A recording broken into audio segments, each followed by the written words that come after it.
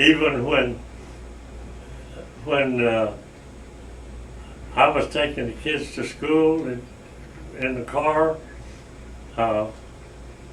we had a hard time keeping enough stuff to eat, and but it's just with farmers, you're just almost in a depression anyway if you don't have a farm big enough to have a garden that can support your needs.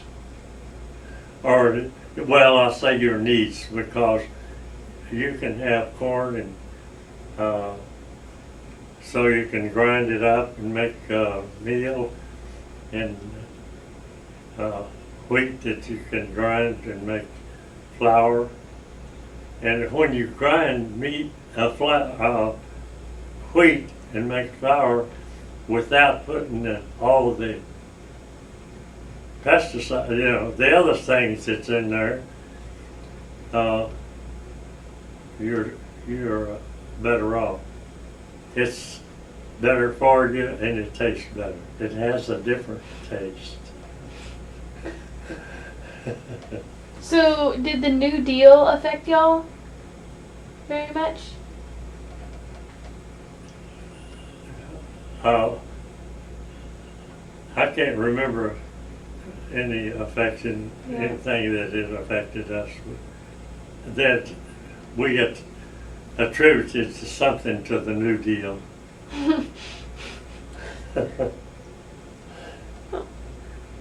What about the Dust Bowl? Were you close enough to that? No, but that's what sent us back to the dust that was through in that windstorm. That's what came to me first. Sent us back to Hamilton. You were in West Texas, right? Yeah, well, it's out there just past Fort Worth. Oh. Was that close to the Dust Bowl area, or just that one time? Well, it could have been that year. I don't know. Oh. You remember what year it was? Is it in that questions? No, I have it written 1934. Oh, in 34. Yeah. Well, we were down in the Lampasas area in 34. Oh, 34. Well,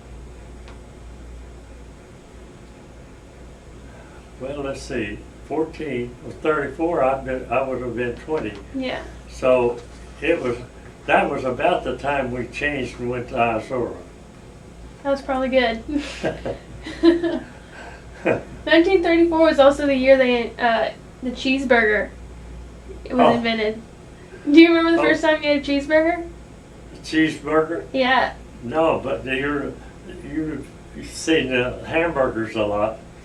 Well, they were originated down between here and Lufkin, not Lufkin.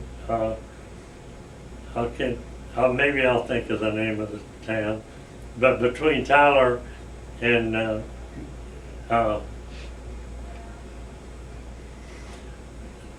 Dallas, between the two towns, about halfway, they have the plaque. It shows that they were the ones that first started the hamburgers. Did you ever eat there? No, not that I remember. Oh. Let's see. Oh, do you remember the Berlin Olympics? Did you watch those? Or Yep. I guess listen to them? The what? The Olympics in Berlin in 1936. Do you remember that? Well, in 1936, I would have been in the service. Oh yeah, you would have been. No, I wasn't No. either. 38. That was the year I was sure looking for a job and I couldn't find one. What? Did you have a radio growing up? Yeah, we had a radio, and I'll have to tell you this. John, that Kelly would take cigar boxes, a cigarette, or Prince Albert tobacco cans, and cut them off to where they were about inch and a half or 2 inches long, and he'd build a radio inside of that can. Really? Yeah, and he had everything he needed right there, and he had holes at the right place where he could turn on the volume Oh, and change from one station to another. no. But that was John's. Well, he made a lot of things, but one of the main things he was remembered by was his radio. What did you want to be when you grew up, when you were a kid? I don't know. I thought about teaching. I thought that that I should be an industrial arts teacher, so I could teach high school children how to take care of their property. That's, you learn all kinds of trades there, about 18 different things. And I wanted to learn for them to learn to do something that they love to do, One of the people in the industrial arts section at the school that I went to Denton,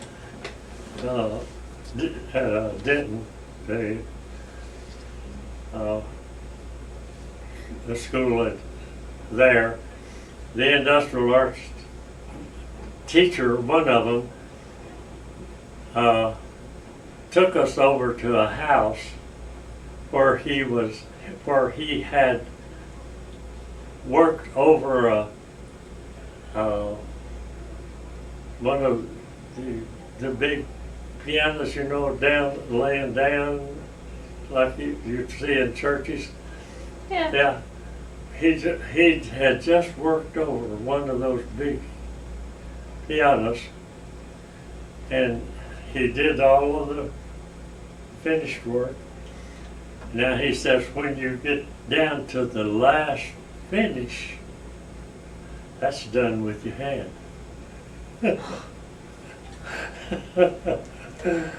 But he took us over there and showed us how, the work that he was doing, had done to it, with it, or to it.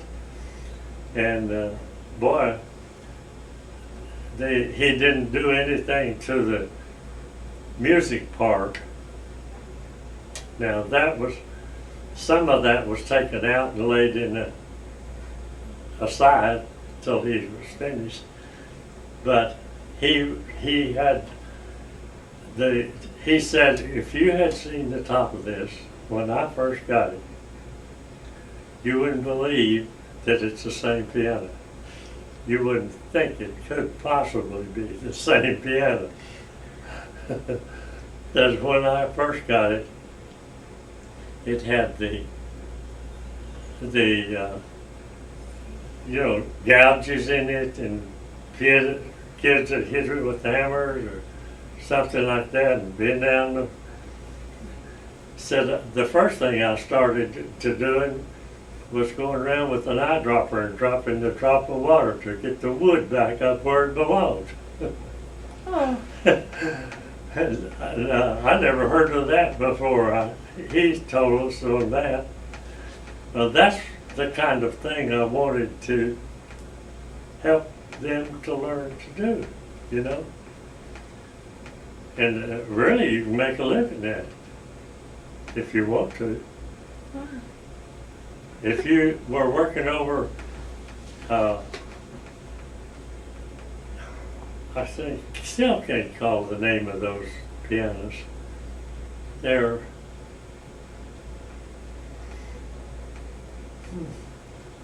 they've got a name anyway.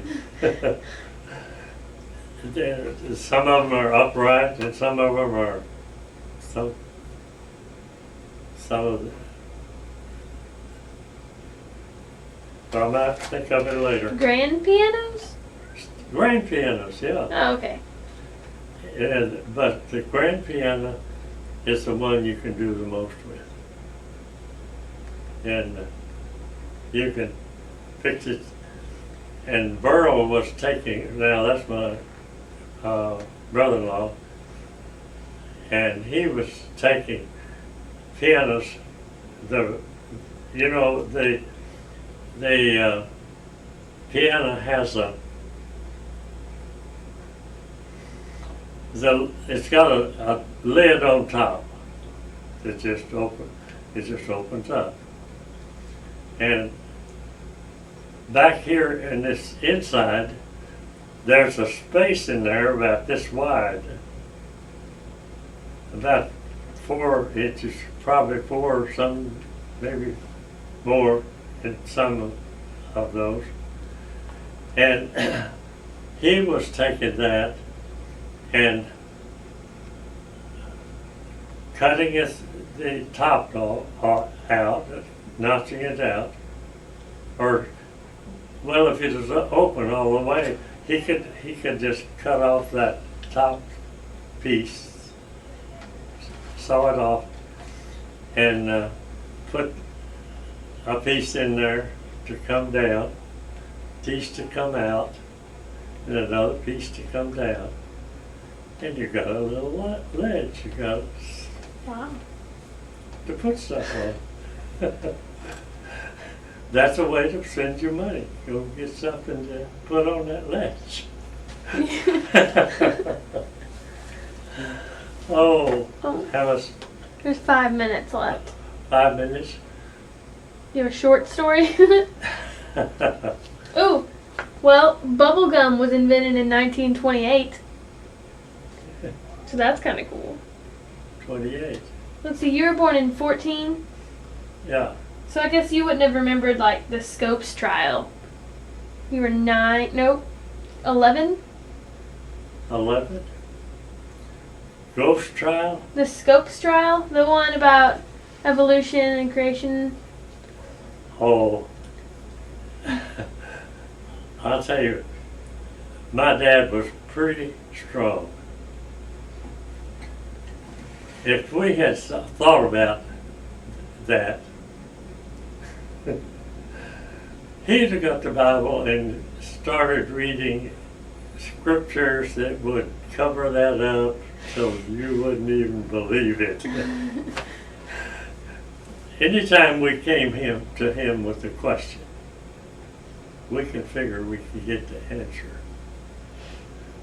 And I'll tell you, he sure didn't want his kids to get involved with some other church, some other denomination, or some